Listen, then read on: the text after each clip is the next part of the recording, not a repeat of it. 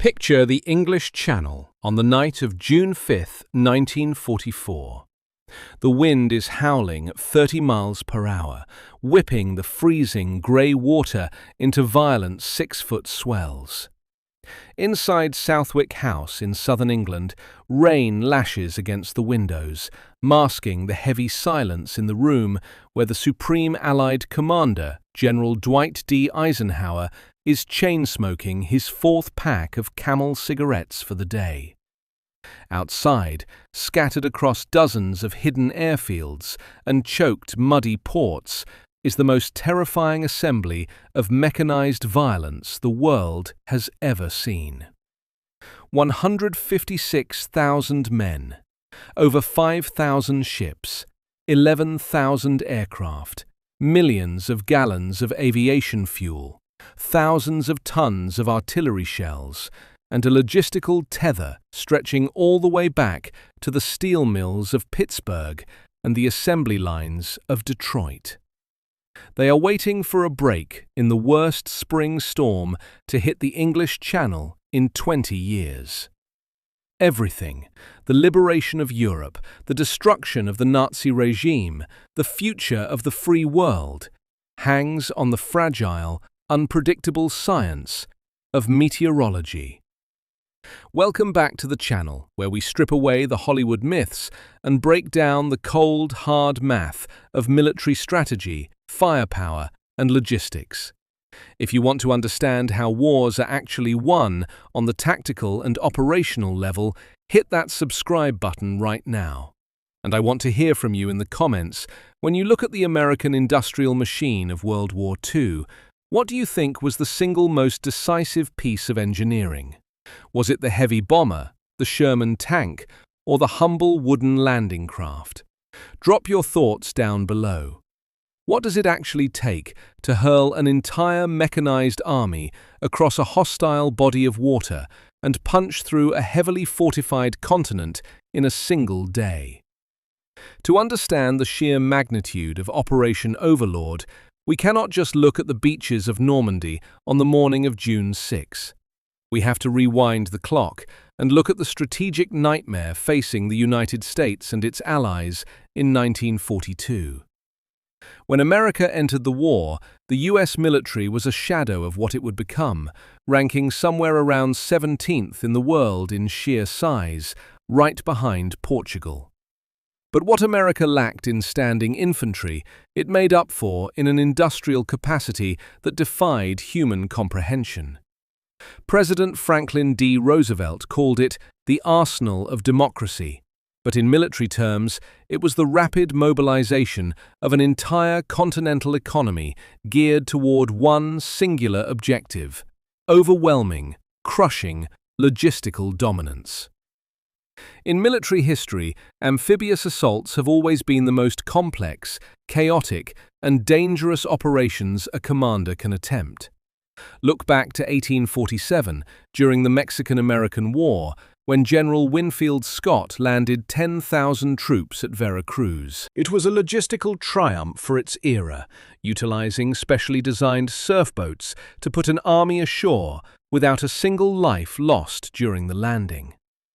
Or consider the American Civil War, where General Ulysses S. Grant used the Brown Water Navy to bypass Confederate strongholds and sustain his army during the Vicksburg campaign. Grant understood that in modern war, the side that controls the supply lines and the waterways dictates the tempo of the battlefield. Operation Overlord was the spiritual successor to these American military traditions, but scaled up by a factor of 10,000. The Allies had already learned a bitter lesson in 1942 during the Dieppe raid on the French coast. A primarily Canadian force attempted an amphibious assault directly against a fortified port facility. The result was a tactical bloodbath, with over 60% of the assault force killed, wounded, or captured. The strategic takeaway from Dieppe was brutal but necessary. You cannot assault a fortified port directly because the enemy will destroy the infrastructure before you can capture it.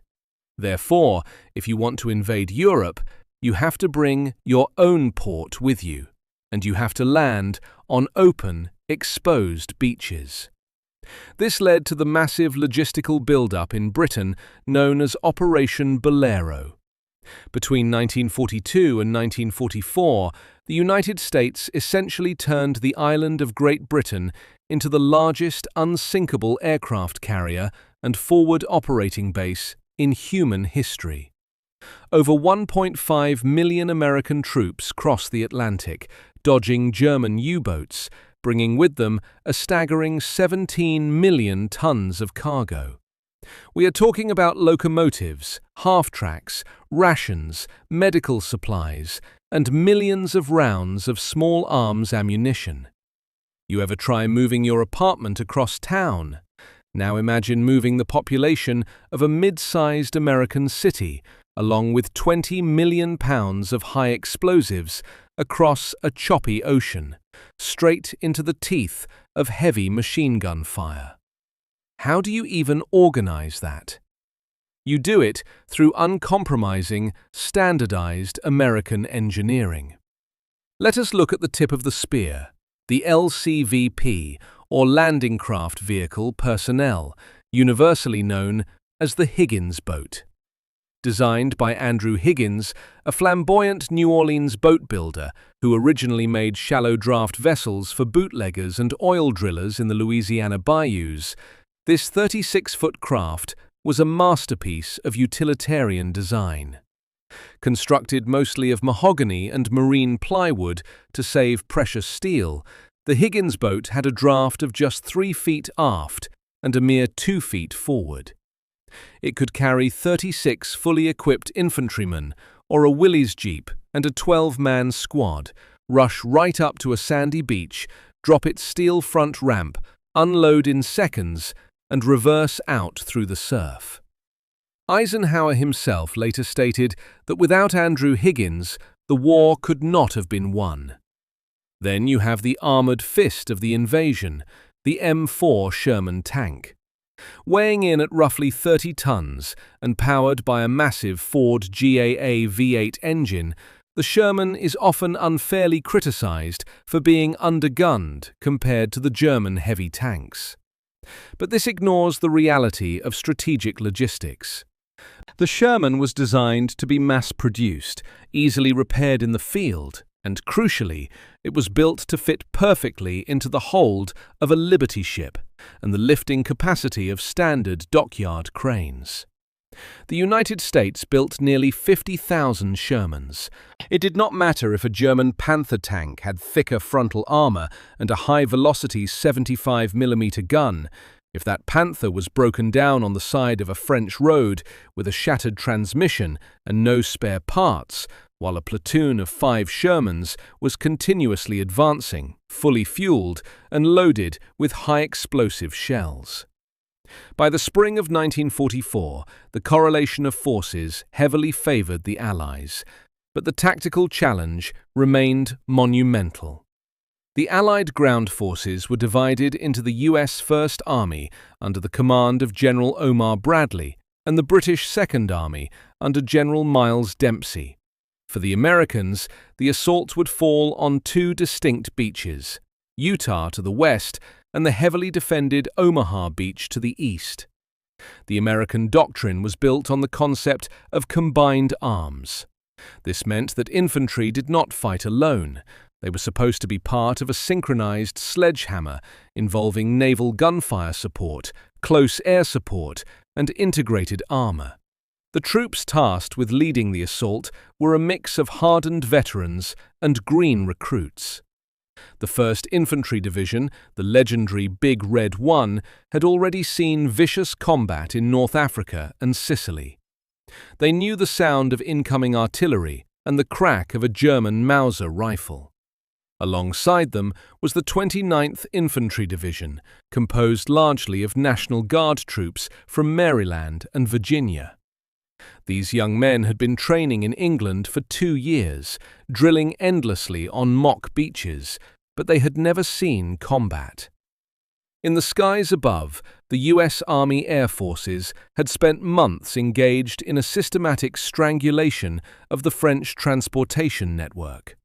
Operation Point Blank and the transportation plan utilized heavy bombers like the B-17 Flying Fortress and the B-24 Liberator to obliterate rail yards, bridges, and fuel depots across northern France. Fighter bombers like the P-47 Thunderbolt, a massive 7-ton beast armed with 8 50-caliber machine guns, roamed the countryside, strafing anything that moved.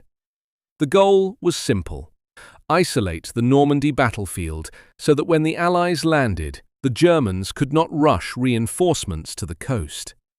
On the other side of the English Channel stood the Atlantic Wall, the theoretical fortress of Hitler's Fortress Europe. But the German High Command was fractured, caught in a bitter doctrinal dispute between two seasoned commanders. Field Marshal Gerd von Rundstedt, the Commander-in-Chief West, was a traditionalist. He believed that the Atlantic Wall was a propaganda myth and that the Allies could not be stopped on the beaches. His strategy was defense in depth. Hold the elite panzer divisions in the interior of France, wait for the Allies to land, identify their main thrust, and then launch a massive, coordinated armored counterattack to destroy them before they could break out. Against him was Field Marshal Erwin Rommel, commanding Army Group B, the man directly responsible for defending the coast. Rommel had fought the Americans and the British in North Africa. He had seen firsthand the devastating, paralyzing effect of Allied air supremacy. Rommel knew that if the panzer divisions were kept in the rear, they would be blown to pieces by American Thunderbolts and British Typhoons before they ever reached the front line. His philosophy was absolute. The invasion had to be stopped in the water.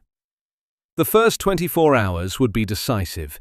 He ordered the beaches heavily mined, installing millions of lethal obstacles in the surf zone.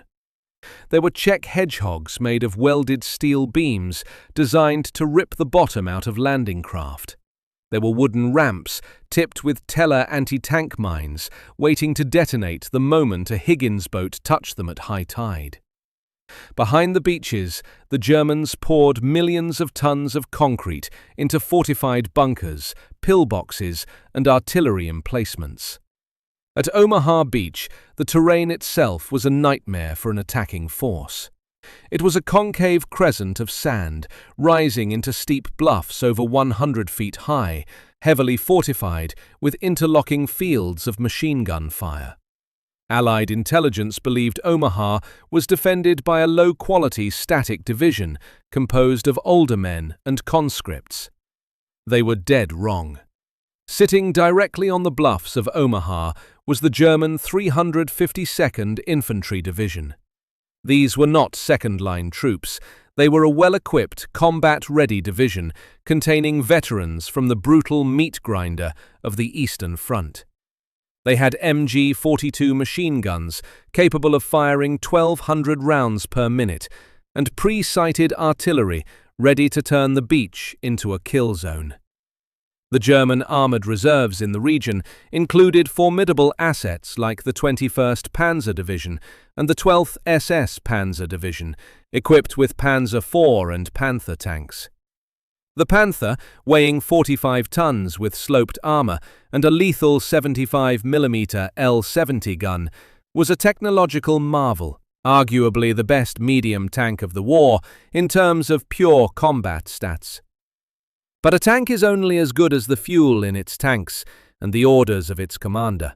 And on the eve of the invasion, the German command structure was paralyzed by a Byzantine system, where Hitler himself retained personal control over the deployment of the panzer reserves. As June approached, everything was in place, but the most sophisticated military machine in history was held hostage by the weather. The microclimate of the English Channel is notoriously volatile. The Allies needed a very specific set of conditions. They needed a late-rising moon to provide illumination for the airborne pathfinders dropping behind enemy lines, but enough darkness to hide the massive transport planes from anti-aircraft fire. They needed a low tide at first light so that the naval demolition teams could see and destroy Rommel's beach obstacles before the landing craft impaled themselves on them. This precise alignment of moon and tide only occurred on a few days in early June, the 5th, 6th, and 7th. Group Captain James Stagg, the chief meteorologist for the Allied Expeditionary Force, delivered devastating news on June 4th. A massive low-pressure system was sweeping in from the Atlantic.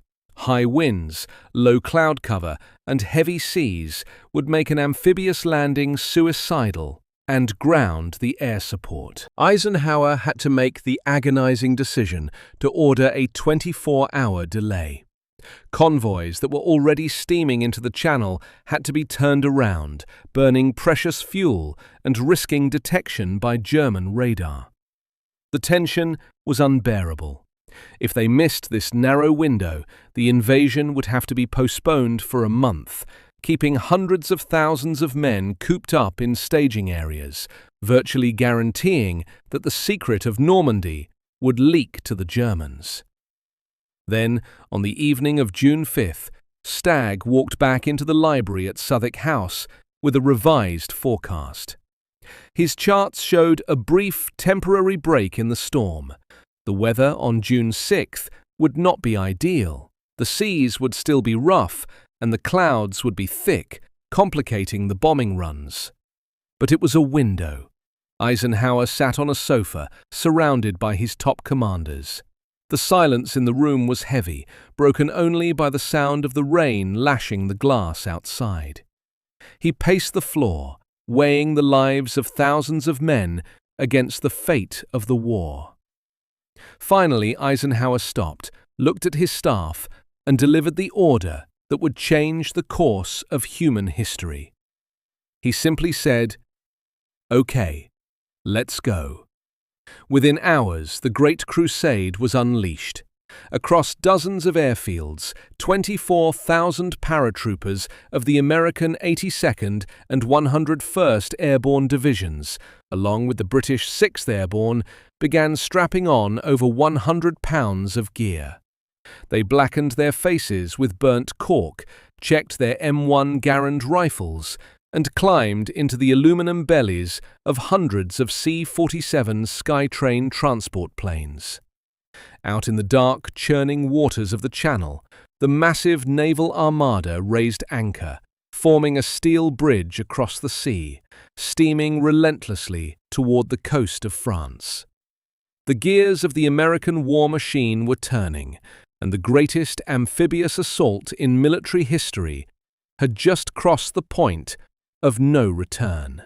The roar of thousands of Pratt & Whitney twin-row radial engines vibrated through the floorboards of the C-47 Skytrain transports as they crossed the French coastline in the pitch black of early morning.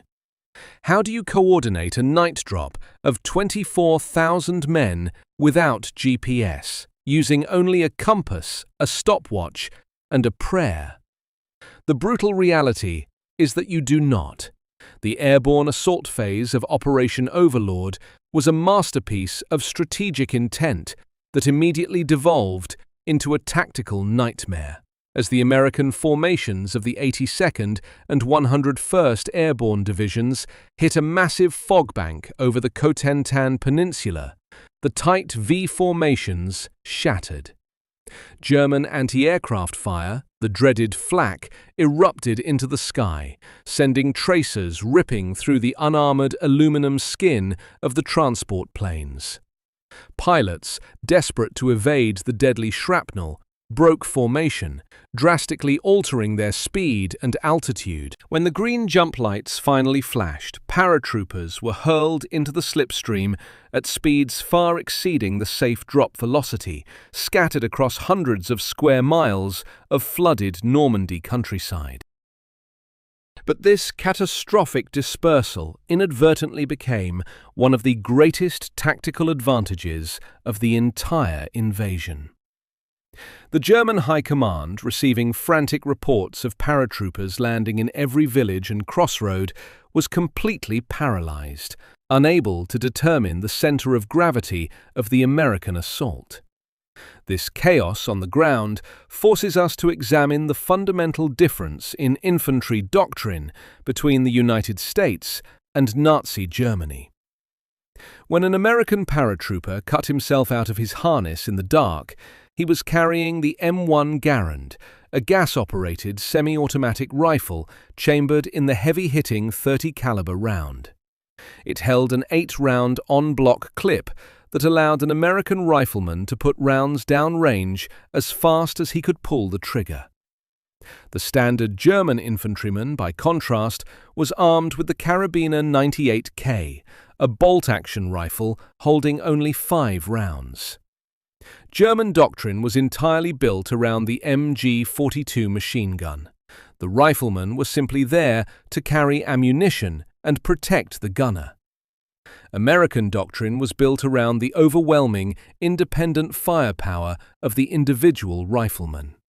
When the airborne drops scattered, small groups of isolated Americans banded together, relying on the sheer volume of fire from their Garands and Thompson submachine guns to ambush German patrols and seize crossroads.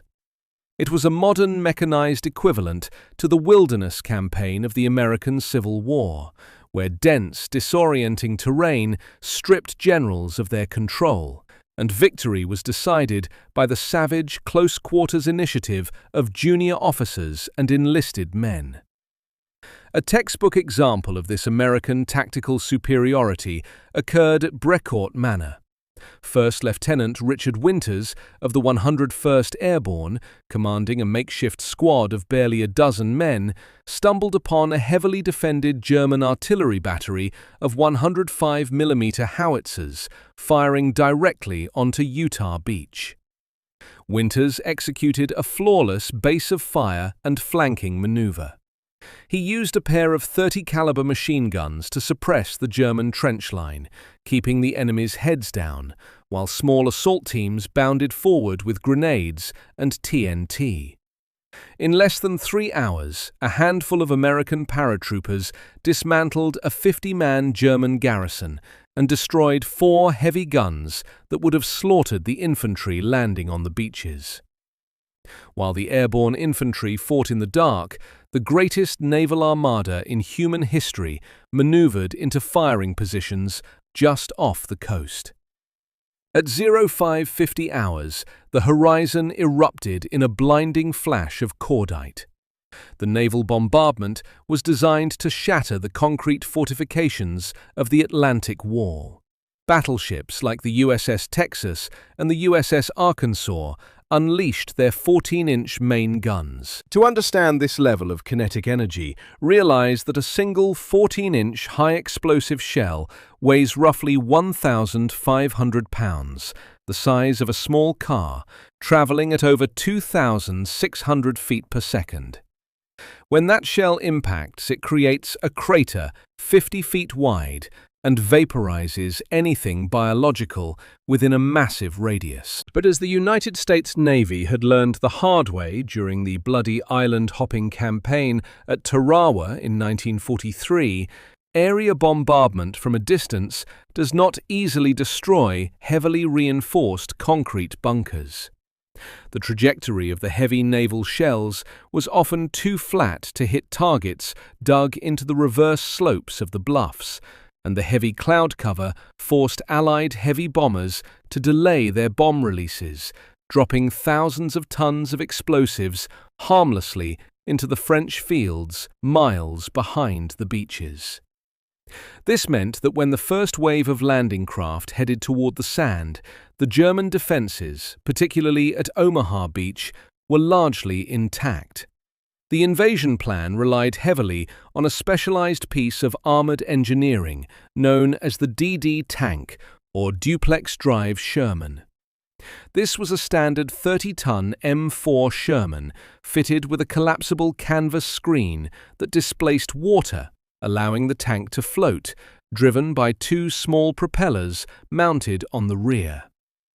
It was a brilliant concept, designed to give the infantry immediate heavy fire support the second they hit the sand. But engineering theory often collides violently with the reality of battlefield weather. At Utah Beach, the DD tanks were launched relatively close to the shore in calmer waters, and almost all of them made it to the beach, providing devastating close support. At Omaha Beach, it was a completely different story. The officers commanding the tank landing craft, adhering strictly to the timetable, launched the DD tanks of the 741st Tank Battalion 3 miles out, directly into freezing 6-foot ocean swells. The canvas screens were overwhelmed by the waves. 27 out of 32 tanks sank like stones, taking their crews to the bottom of the English Channel. What happens when the meticulously planned fire support matrix completely falls apart? At 0630 hours, H hour, the ramps of the Higgins Boats dropped on Omaha Beach, and the American infantry stepped straight into a perfectly engineered slaughterhouse. The German 352nd Infantry Division had pre-sighted every inch of the beach with mortars, 88mm artillery, and interlocking fields of MG-42 machine gun fire. Because the tanks had sunk and the naval bombardment had missed, the men of the 1st and 29th Infantry Divisions had no cover whatsoever. They were forced to wade through hundreds of yards of waist-deep water, weighed down by 80 pounds of soaked equipment, while high-velocity rounds ripped through the surf. The survivors dragged themselves to the shingle, a bank of smooth ocean stones at the high tide mark, which offered the only meager protection from the relentless grazing fire. For the first 2 hours, the assault on Omaha was entirely paralyzed. Commanders were dead, radios were ruined by salt water, and the beach was a chaotic tangle of burning landing craft and shattered flesh. If you look at this moment in isolation, it resembles a catastrophic failure. But this is exactly where the unmatched adaptability of the American military machine took over. The United States Navy, realizing the infantry was being annihilated, threw the rulebook out the window. Destroyer captains, commanding ships like the USS Frankfurt and the USS Carmick, took their multi-million-dollar warships and deliberately drove them into the shallow water, scraping their keels on the sandbars. They brought their 5-inch guns to bear at point-blank range, mere hundreds of yards from the beach, essentially turning their destroyers into massive, floating sniper rifles. They began blasting the German pillboxes directly through the firing slits, surgically dismantling the Atlantic Wall, one concrete bunker at a time. Simultaneously, American leadership on the beach refused to die on the sand. Brigadier General Norman Cotter, the assistant commander of the 29th Division, famously strode through the machine gun fire, cigar in his mouth, organizing the terrified men. Finding elements of the 5th Ranger Battalion pinned down, he uttered the legendary phrase, "Rangers, lead the way." The infantry brought up Bangalore torpedoes, long metal tubes packed with TNT, designed specifically to be shoved under barbed wire and detonated, blowing a clear path for the troops. Small teams of riflemen, abandoning the grand operational plan, used the smoke from the burning grass and the covering fire from the destroyers to infiltrate the draws, the steep ravines leading up the bluffs. They got behind the German bunkers, dropping thermite grenades into the ventilation shafts and clearing the trenches with flamethrowers and submachine guns. By 1 o'clock in the afternoon, the American infantry had cracked the uncrackable wall, pushing over the crest of the bluffs and driving the German defenders inland. Further down the coast at Utah Beach, the situation was radically different, showcasing the sheer speed and momentum of an unopposed American armored advance. Strong ocean currents had pushed the landing craft of the 4th Infantry Division more than a mile south of their designated target. Brigadier General Theodore Roosevelt Jr., armed only with a walking cane and a pistol, realized the navigational error immediately. Instead of trying to shift the entire division back to the original, heavily defended beach, he recognized that the new landing zone was lightly guarded. He made the brilliant tactical call: "We'll start the war from right here." The engineers rapidly blew holes in the seawall, the surviving DD tanks rolled up the sand, and the American infantry poured inland, linking up with the paratroopers of the 101st Airborne by early afternoon. Meanwhile, one of the most audacious vertical assaults in military history was taking place at Pointe du Hoc. A towering 100-foot limestone cliff jutted out into the channel, wedged exactly between Utah and Omaha beaches. Allied intelligence confirmed that the Germans had installed a battery of massive 155mm coastal guns on this point, capable of raining high-explosive death onto both American landing zones. The task of neutralizing this threat fell to the 2nd Ranger Battalion under Lieutenant Colonel James Rudder. Their insertion was a logistical nightmare. Delayed by currents and taking heavy fire from the cliffs, the Rangers landed at the base of the precipice and immediately fired rocket-propelled grapnels up the sheer rock face, climbing wet ropes covered in mud, while German soldiers dropped hand grenades and fired submachine guns straight down at them. The Rangers scaled the cliffs in less than 15 minutes. It was a display of raw, unfiltered American kinetic aggression. When they reached the top and cleared the craters, they discovered the massive concrete casemates were empty. The Germans had moved the guns inland to protect them from the naval bombardment. Did the Rangers stop and wait for orders? No. Small patrols immediately pushed south into the French hedgerows, tracking the heavy tire ruts in the dirt. They found the massive artillery pieces hidden in an apple orchard, completely unguarded, pre-aimed at Utah Beach and surrounded by ammunition. The Rangers used thermite grenades to melt the breech blocks, permanently destroying the guns and saving thousands of American lives on the beaches below. By nightfall on June 6th, the apocalyptic violence on the sand began to subside. The United States military, through a combination of overwhelming industrial logistics, devastating naval firepower, and the sheer, stubborn refusal of the American infantrymen to accept defeat, had ripped a permanent hole in Hitler's fortress Europe. 156,000 men had crossed the sea, and a continuous supply chain of beans, bullets, and bandages was already flowing onto the shores of Normandy. But holding the beach was only the first step in the math of liberation.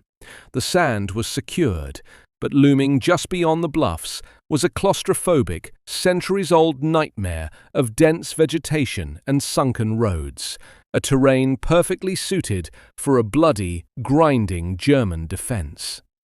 The Normandy Bocage was a terrain feature that simply did not exist in the American military training manuals.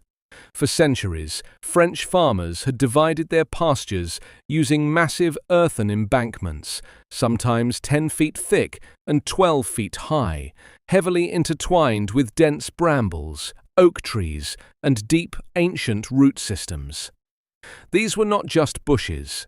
They were natural anti-tank barricades, forming a claustrophobic, endless grid of sunken dirt roads and small, isolated fields. For the American infantrymen pushing inland from Omaha and Utah beaches, the Bocage was a tactical nightmare that stripped away the primary advantages of the United States military: maneuverability and long-range firepower. The German defenders, particularly the elite Fallschirmjäger paratroopers and the heavily armored Waffen-SS divisions, recognized the defensive brilliance of this landscape immediately.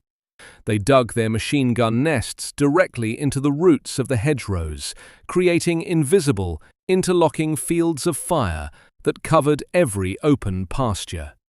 They pre-registered their 81mm mortars on the natural choke points at the corners of every field. When an American M4 Sherman tank attempted to push through a hedgerow, the steep earthen bank forced the front of the tank upward, exposing its thin, unarmored underbelly to the sky. Waiting in the sunken roads were German infantrymen armed with the Panzerfaust, a cheap, disposable, shoulder-fired anti-tank weapon that fired a shaped charge warhead capable of burning a hole straight through 8 inches of solid steel. The first few weeks in the hedgerows resembled the brutal, close-quarters jungle fighting that the United States Marines were experiencing simultaneously on the other side of the planet, in places like Guadalcanal and Bougainville. In both theaters, American forces faced a deeply entrenched, fanatical enemy, utilizing the natural environment to bleed the attackers white. But this is the defining characteristic of the American military machine. When doctrine fails, industrial adaptability takes over. The United States Army does not sit still and accept a war of attrition. The solution to the Bocage did not come from a general in Washington or London. It came from a 29-year-old sergeant from New Jersey named Curtis Cullen, serving with the 102nd Cavalry Reconnaissance Squadron. Cullen noticed that the Germans had left millions of tons of steel scattered all over the Normandy beaches in the form of Czech hedgehogs and anti-landing craft obstacles. He and his maintenance crews began cutting up these massive steel I-beams with acetylene torches. They welded the heavy steel prongs directly onto the front differential housings of the Sherman tanks. They called it the Rhino tank. Instead of climbing over the hedgerows and exposing their vulnerable bellies, these modified Shermans could now bury their steel tusks into the dirt and use their massive Ford V8 engines to violently shear straight through the thick embankments. The United States military immediately recognized the brilliance of this field modification. General Omar Bradley ordered the mass production of these hedgerow cutters, and within weeks, over 500 Shermans were equipped with the device.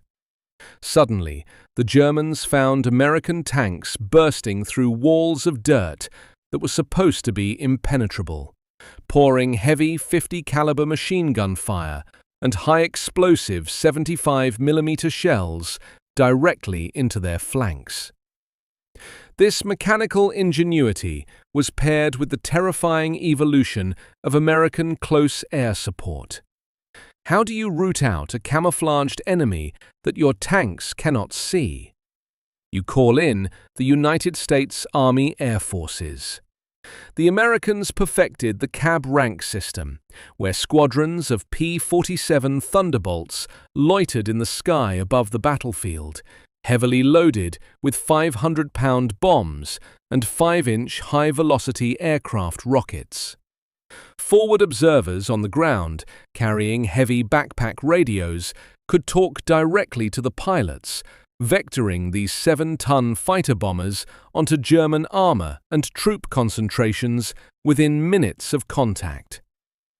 The psychological and physical devastation inflicted by a P-47 strafing run with 8 50-caliber machine guns pouring out armor-piercing incendiary rounds completely paralyzed German counterattacks before they could even form up.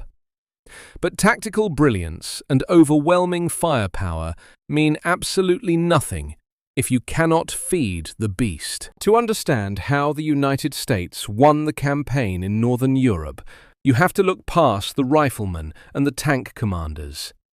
You have to look at the staggering, almost incomprehensible scale of American logistics. Historically, military campaigns live or die by their supply lines.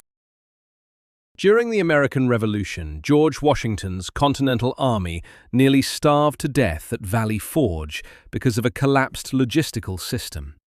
During the American Civil War, General Ulysses S. Grant secured victory not just through aggressive maneuvering, but by building massive industrialized supply depots at City Point, Virginia, utilizing a vast network of trains and steamships to keep his Union Army relentlessly supplied while the Confederates starved. Operation Overlord took Grant's logistical doctrine and applied it to a global, intercontinental scale. Because the Allies had not yet captured a major deep-water port like Cherbourg or Antwerp, they had to invent a way to unload thousands of tons of heavy equipment directly onto a sandy beach. The answer was the Mulberry Harbors. These were massive, artificial, prefabricated ports built in absolute secrecy in Britain. They consisted of gigantic hollow concrete blocks called Phoenix caissons, some weighing up to 6,000 tons, which were towed across the English Channel by tugboats and deliberately sunk off the coast of Normandy to create artificial breakwaters. Inside these calm anchorages, the Americans and British assembled miles of floating steel roadways, known as whale piers, which rose and fell with the volatile tides of the Channel. Within days of the initial landings, the United States was driving fully loaded 2.5-ton supply trucks straight off the decks of Liberty ships, down these floating steel piers, and directly onto the French mainland. It was an engineering miracle that completely bypassed the German strategy of heavily defending the established port cities. But vehicles and tanks require fuel, and moving millions of gallons of highly flammable gasoline across a hostile ocean in vulnerable tanker ships was a logistical bottleneck. The solution was Operation Pluto, which stood for Pipeline Under the Ocean. American and British engineers manufactured massive, continuous lengths of flexible steel pipe, spooling them onto gigantic floating drums called conundrums. These drums were towed across the channel, unspooling the pipe across the ocean floor, directly connecting the massive fuel terminals in southern England to the beachheads in Normandy. Through this underwater artery, the Allies were eventually pumping over 1 million gallons of aviation fuel and gasoline every single day directly into the veins of the mechanized invasion force. Once the supplies hit the beach, they had to be moved to the rapidly advancing front lines. This birthed the legendary Red Ball Express. As General George S. Patton's Third Army eventually broke out of the hedgerows and began a lightning-fast armored sprint across France, his tanks were burning through hundreds of thousands of gallons of fuel daily. To keep Patton moving, the United States Army established a massive one-way loop of highway stretching from the Normandy beaches all the way to the front. Nearly 6,000 trucks, driven predominantly by African-American quartermaster troops, operated 24 hours a day, 7 days a week. They drove at breakneck speeds, often at night without headlights, to avoid German aircraft, ignoring maintenance schedules and sleep, delivering over 12,000 tons of ammunition, food, and fuel to the fighting divisions every single day. The Red Ball Express was the motorized, high-octane equivalent of the Berlin airlift that would follow a few years later. It proved that American logistical dominance could outpace any enemy's ability to retreat or regroup. But how did the Allies manage to build up this massive beachhead without the entire German military machine crashing down on them in the first critical weeks? This brings us to the invisible battlefield of intelligence, deception, and the strategic manipulation of the enemy's mind. The greatest weapon the Allies deployed in 1944 was not the atomic bomb, and it was not the heavy bomber. It was a phantom army. Operation Fortitude, South, was a masterclass in strategic deception designed to convince Adolf Hitler and the German High Command that the Normandy landings were merely a diversion and that the real, massive invasion was going to hit the Pas de Calais, the narrowest point of the English Channel. The Allies created the fictional 1st United States Army Group, or FUSAG, and placed it under the command of the man the Germans feared most, General George S. Patton. They built entire fake encampments in southeastern England. They deployed inflatable rubber Sherman tanks, canvas aircraft, and fake wooden artillery pieces in empty fields. They generated massive amounts of fake radio traffic, simulating the communications of a million-man army preparing to strike. The deception was so absolute, so perfectly executed by double agents and intelligence officers that even weeks after American troops were bleeding on Omaha Beach, Hitler refused to release the massive German 15th Army stationed at the Pas de Calais. He kept hundreds of thousands of his best troops and hundreds of heavy tanks sitting idle, waiting for an American invasion led by Patton that was never going to come. This intelligence triumph is deeply reminiscent of the American Revolutionary War, when George Washington left his campfires burning outside New York City to deceive the British commander, General Henry Clinton, while the Continental Army secretly marched hundreds of miles south to trap Lord Cornwallis at Yorktown. In both instances, the American command understood that forcing the enemy to make the wrong decision is just as lethal as shooting them on the battlefield. When you step back and look at the macroeconomics of Operation Overlord, the disparity between the Allied and Axis war machines becomes almost comical. Nazi Germany built weapons that were technological marvels, like the Tiger tank and the jet-powered Me-262 fighter, but they handcrafted them in small numbers, constantly tinkering with the designs, resulting in a logistical nightmare of incompatible spare parts and overly complex maintenance requirements. The United States took the opposite approach. The American economy, driven by the massive automotive plants of Detroit and the steel mills of Pittsburgh, treated war like an assembly line. They standardized everything. The engine parts of a Sherman tank were interchangeable. The ammunition was universally calibrated. If an American tank was destroyed in the morning, a brand new one, fully fueled and loaded, could be pulled from a massive logistical depot and delivered to the crew by the afternoon. The Germans were fighting a war of tactical perfection. The Americans were fighting a war of overwhelming, industrialized volume.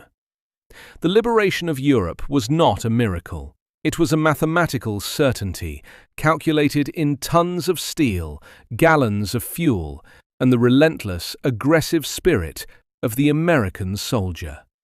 Operation Overlord remains the supreme example of what happens when the total industrial might of a unified nation is focused entirely on the absolute destruction of a tyrannical regime. It required the bravery of the infantryman bleeding in the surf, the precision of the naval gunner firing from the deck of a destroyer, the exhaustion of the truck driver pushing through the night, and the sheer, unmatched output of the American factory worker. The United States military did not just cross a body of water. They built an iron bridge across the ocean, dismantled the most heavily fortified coastline in history, and drove a mechanized stake through the dark heart of the Nazi Empire. In the brutal arithmetic of global conflict, the side that controls the supply chain, adapts to the terrain, and unleashes overwhelming coordinated firepower, dictates the fate of the world. Now, I want to hear your tactical assessment in the comments below. Which factor do you believe was the absolute most critical element in securing the American breakout from Normandy? A. The mechanical ingenuity of the Rhino tanks cutting through the Bocage. B. The devastating close air support from the P-47 Thunderbolts. C. The relentless industrialized supply chain of the Red Ball Express. Make your case in the comments, and I will see you on the next deep dive into the mechanics of war.